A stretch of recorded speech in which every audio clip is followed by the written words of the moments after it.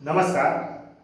આજના વિડિયોની અંદર ધોરણ 9 વિભાગ બી અને ચેપ્ટર નંબર 11 નો આપણે અભ્યાસ કરવાનો છે. દાખલા નંબર 13, 14 અને 15 નો.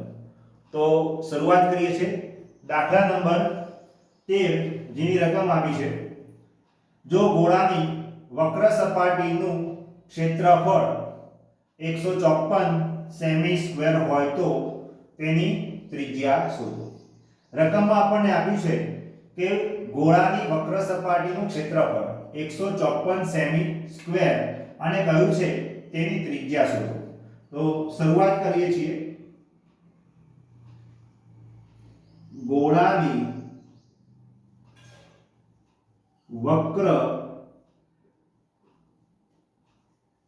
સપાટીનું ક્ષેત્રફળ જેનું સૂત્ર આવે 4 પાઈ r સ્ક્વેર.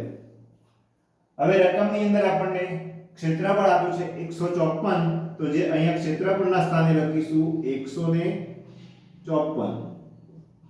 4 પાઈ માટે કોઈ વર્ણન નથી તો આપણે મૂકીશું 22/7 અને r સ્ક્વેર એમના કેમ કે આપણે ત્રિજ્યા શોધવાની છે. હવે r સ્ક્વેર ને આપણે કરતા બનાવતા આવડવું જોઈએ કે જે છેદમાં નંબર હોય અંશમાં જાય, અંશમાં હોય એ છેદમાં જાય. તો 154 ગુણ્યા 7 છેદની અંદર 4 ગુણ્યા 22 બરાબર r સ્ક્વેર. તો 22 + 154 સત્યુ 49 4 ના 4 બરાબર r સ્ક્વેર. r સ્ક્વેર છે આપણે r શોધવાનો છે તો આનું વર્ગમૂળ કાઢીએ તો 49 નું વર્ગમૂળ થાય 7, 4 નું વર્ગમૂળ 2 બરાબર r, એટલે કે r બરાબર 3.5 સેમી. આ આપણને મળી ગઈ છે ત્રિજ્યા જે આપણને શોધવાની કીધી છે. ગોળાની ત્રિજ્યા કેટલી થશે? 3.5 સેમી. ત્યાર પછીનો દાખલો છે 14મો. શંકુની ઊંચાઈ 15 સેમી અને તેનું ઘનફળ 1570 સેમી ઘન હોય તો તેની ત્રિજ્યા શોધો. આમાં પણ ત્રિજ્યા શોધવાની કીધી છે પણ આ વખતે પાઈનું વર્ણન કર્યું છે 3.14.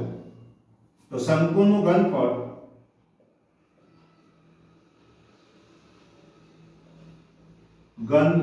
બરાબર 1/3 પાઈ r સ્ક્વેર h. આ સૂત્રનો ઉપયોગ થશે. હવે ઘનફળ આપ્યું છે 1570, જે અહીંયા લખીએ 1570 1/3 પાઈનું વર્ણન છે 314 લઈશું આપણે, છેદમાં મૂકી દઈશું 100 r સ્ક્વેર અને h ના સ્થાને આપણને આપ્યા છે 15. તો સૌથી પહેલા બરાબરને આ બાજુ જે છેદ ઉડતા હોય ઉડાડીએ તો 3 પંચા 15. હવે અંશમાં નંબરો છે એ છેદમાં જશે, છેદવાળા નંબરો અંશમાં જશે. 1570 ગુણ્યા 100 છેદની અંદર 314 ગુણ્યા 5 બરાબર r સ્ક્વેર.